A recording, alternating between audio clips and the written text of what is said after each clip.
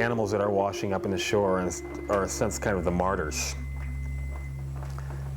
They're the martyrs that are basically letting us know something's wrong.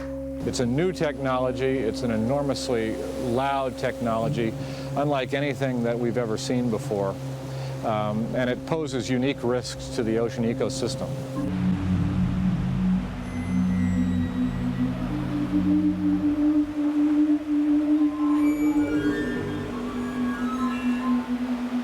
I don't want to say anything is expendable, but in the course of doing the operations, some of those mammals could get hurt. There's no question about that. In September last year, as Spanish and other NATO warships conducted training manoeuvres around the Canary Islands off the North African coast, the first victims were washing ashore. Algunos todavía están vivos y otros que van muriendo, al menos intentar remolcarlos mar adentro, a ver si podemos salvar al menos 6 o 7 de los 12 o 14 que han llegado a las costas de Fuerteventura. Es una imagen muy fea para nosotros y para el que nos visita. Usted dice que le encanta venir a nuestras islas. ¿Cómo viene y nos destroza la isla de esta manera? Scientists and concerned environmentalists had put up the red flag years before, in warning that the use of experimental long-range sonar systems was killing whales and dolphins. Finally, here was a very public demonstration of their concerns. The thing is that this took place on a beach very crowded by tourists. So at that time the press and the tourists were there when the military started these maneuvers, and so everybody could witness how the whales were actually stranding.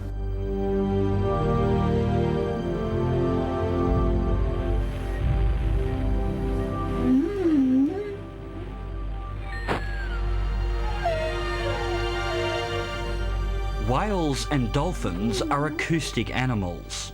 In the dark depths of the world's oceans, sound, not vision, is the key to survival. Whales, especially deep-diving whales, use a highly evolved sonar system to do everything, from locating food and mating partners to simply finding their way.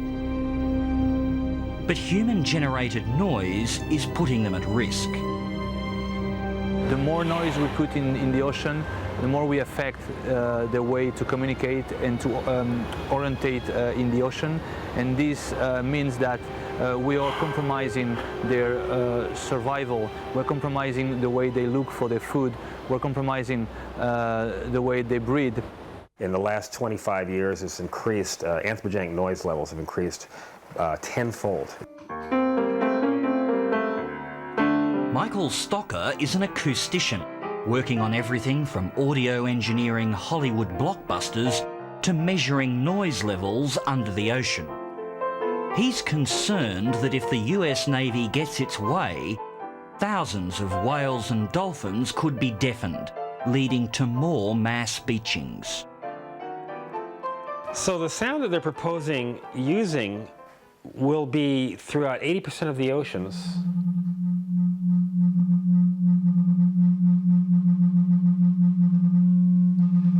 It's very much akin to this, and this will go on for hours.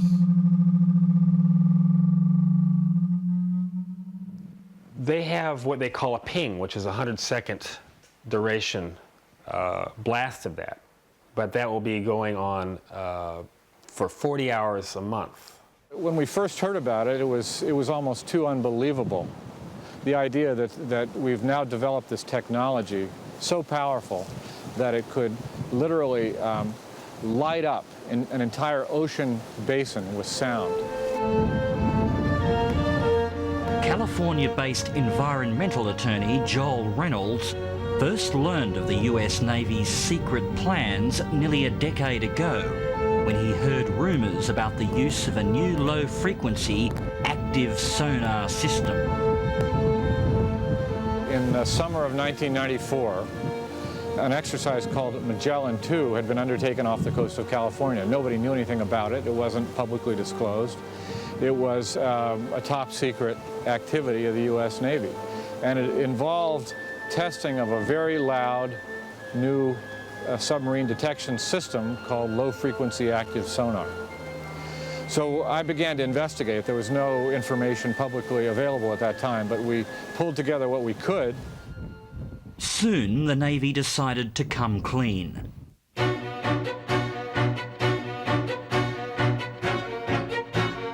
Joel Reynolds and his team at the National Resources Defence Council had recently taken on the Mexican government and the Mitsubishi Company over whale conservation in a high-profile campaign. Anxious to head off a legal battle, the Navy acknowledged that its system existed and agreed to an environmental impact assessment.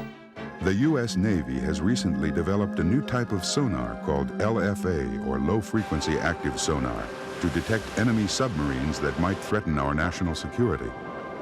This new LFA system can detect very quiet submarines because low-frequency sound travels farther. This internet-quality promotional video is the only officially sanctioned material available to the public. According to the US Navy, a 3-phase study of its low-frequency active sonar by some of America's leading scientists demonstrated that it's perfectly safe. This is the sound of LFA sonar used by the Navy, which is similar in tone to humpback whales. In phase 3, when we were studying singing whales in Hawaii, we did find times when playbacks occurred that singing humpbacks stopped singing and moved away from the source vessel. But these reactions tended to stop after 15 to 30 minutes. At this point, I don't foresee, given the restrictions that have been imposed, self-imposed by the Navy in terms of where they would go, when they would use it, that there would ever be any long-term impact. But in the last couple of years, most scientists have come to believe the opposite. I don't think anybody disputes the fact that this system, if operated as proposed by the Navy, would harass and even injure thousands and thousands of marine mammals. And that doesn't even address what the potential impacts would be for other marine species like fish or sea turtles or whatever else lives in the ocean and depends on the ocean. The fact is that the Navy has conducted tests on its own divers and found that the system is potentially very harmful to divers as well. So there's no question that this system, if deployed, will do harm. Everything the military does is a great concern to me, especially because I represent more military than any other member of the United States Congress. I have more bases here, more people here. Congressman Ed Schrock from Norfolk, Virginia, isn't ashamed to admit that his background as a US Navy officer probably helped him into office. It also landed him a seat on the influential Armed Services Committee in the US Congress. He says deployment of the sonar system is a necessary risk. If we have to send our men and women, put them in uniform and send them into battle somewhere, it's incumbent on us to bring them home. And if some of the environment has to be or would be impacted to have that happen, I think that's a small price to pay.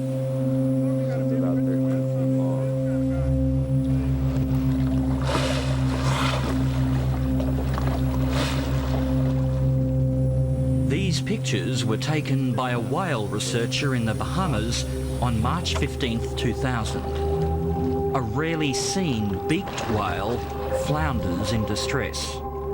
Within hours, reports of more beachings along a 100-mile stretch of coastline.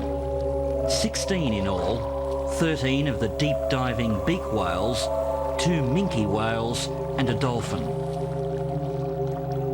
Coincidentally, some of these whales stranded literally in the backyard of a marine scientist who understands stranding, understands acoustics, and previously had spent many years working as an acoustician with the U.S. Navy. It was a bizarre beaching with no apparent cause. But when reports came in of US Navy warships off the Bahamas coast, the quick-thinking researcher started ringing international alarm bells. And he reacted very, very quickly, cut off the heads of some of those whales, put them in a freezer at a local restaurant, and eventually shipped them off to Harvard Medical School. tests were conducted, and there was a definitive connection reached between the use by the U.S. Navy of sonar and the death of these whales. That's the first time that scientists were able to establish definitively, to a degree that the U.S. Navy could not deny their involvement, that the activity had a connection, had a cause and effect relationship to the death of whales. In its official report into the Bahamas strandings, the US Navy itself was clear in its findings. Some type of auditory structural damage was found in 4 beaked whales examined, specifically bloody effusions or hemorrhage near and around the ears. The investigation team concludes that tactical mid-range frequency sonars aboard U.S. Navy ships that were in use during the sonar exercise in question were the most plausible source of this acoustic or impulse trauma. My father was in the Navy. I very much like the Navy and what it stands for, but so it's very hard for me to fight those people, but we cannot have a dialogue. They refuse the dialogue.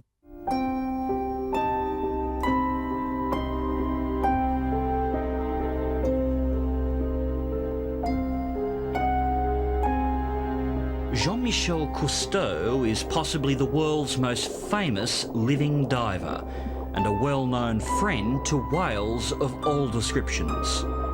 He's also a staunch opponent of the use of high-intensity sonar. Obviously, nobody wants to see lives being lost, but I'll have to add, any lives. We're not in a situation of urgency here, and if we consider terrorism a big issue, I don't think there's a lot of terrorists who are going to attack any country with submersibles or submarines. To continue is a criminal act, literally not acceptable. And in the face of future generations, we have no rights to do that.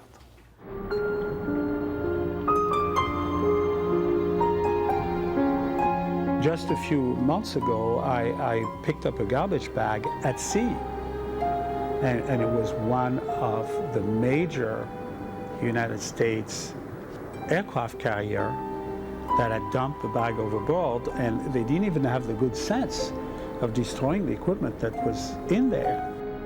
This is how the most powerful nation, the most powerful navy of the world is treating the ocean, like a garbage can.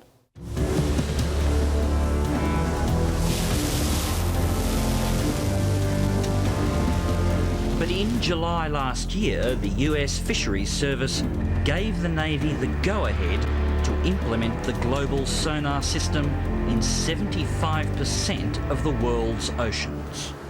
Reynolds and his team argued that this violated America's tough environmental protection laws. We were hoping that there'd be some way to reach an accommodation with the Navy where they would recognize that the potential consequences of deploying a system like this over 75% of the oceans were not worth the risk.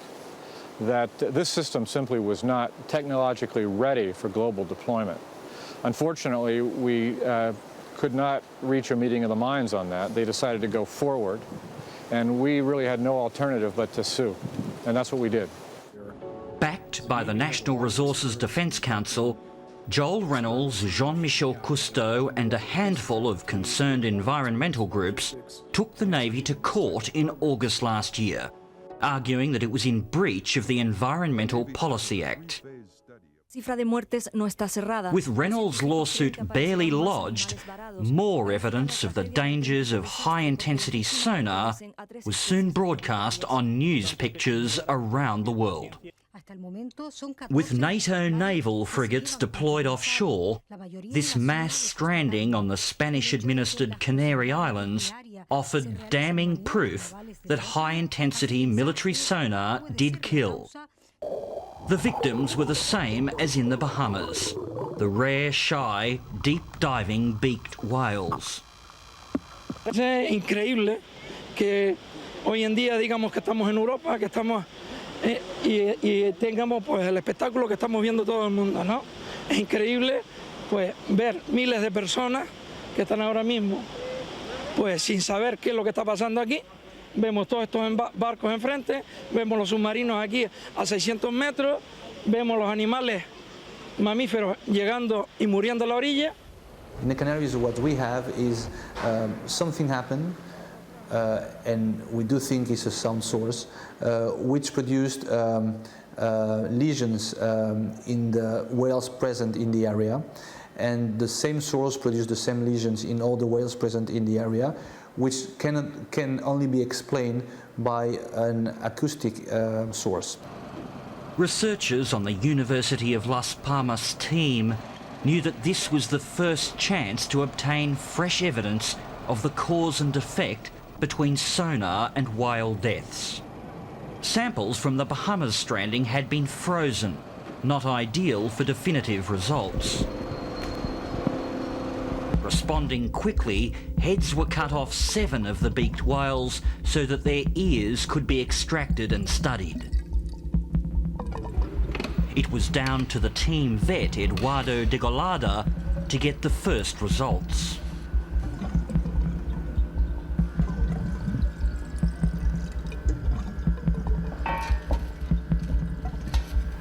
What I can say right now is that, of course, there are some alterations, some pathologies, and I know that this will help to understand the whole problem and what happened.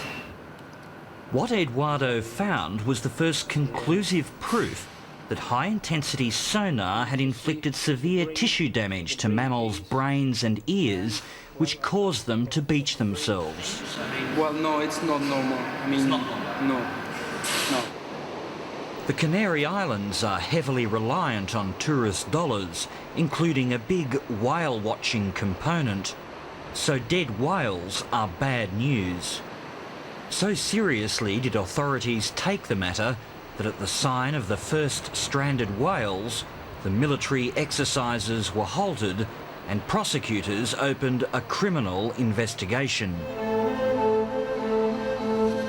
Thousands of miles away, the legal challenge against the US Navy was gearing up in San Francisco. At the end of October, a federal court judge made a decision which sent shockwaves through the Pentagon and delighted environmentalists, issuing a temporary injunction stopping the Navy from proceeding with global deployment. The judge wrote that at the very least, marine mammals would certainly be harassed by the long-distance sonar, and that full deployment of the system would be in breach of federal laws. That's paved the way for a major legal battle to take place here later this year, and which environmentalists believe is their best chance of thwarting the US Navy and saving marine mammals from harm. It's the only chance we have, for the moment anyway. And the encouraging thing is that it has taken a good turn, but we're not done yet.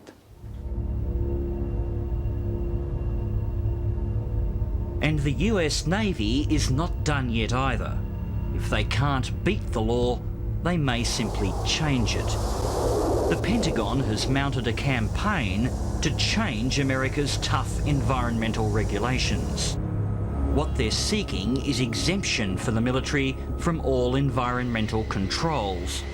And in the current climate of the war on terror, they may get away with it. If there's any consistency in the pressure that this administration is putting on Congress, there will be definitely many attempts to relax the environmental laws and go back to the 60s.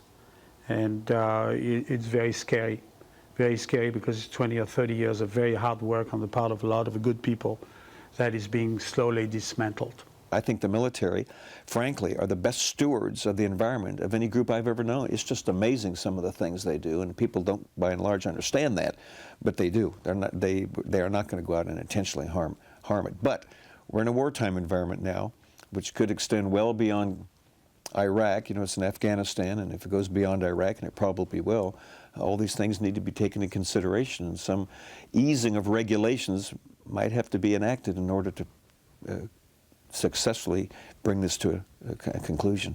The Navy uses the phrase full spectrum dominance. When I hear that, the idea of not dominating the sea somehow doesn't line up with that, doesn't square with that phrase. So of course, any military, their total desire is to dominate all quarters. The terms of the injunction mean that the Navy can still test its system until the results of the court case later this year. Testing has been confined to one specific area, in the Northern Marianas section of the Pacific Ocean, where whales and dolphins are scarce. But activists are concerned that even there, marine life is suffering irreparable harm.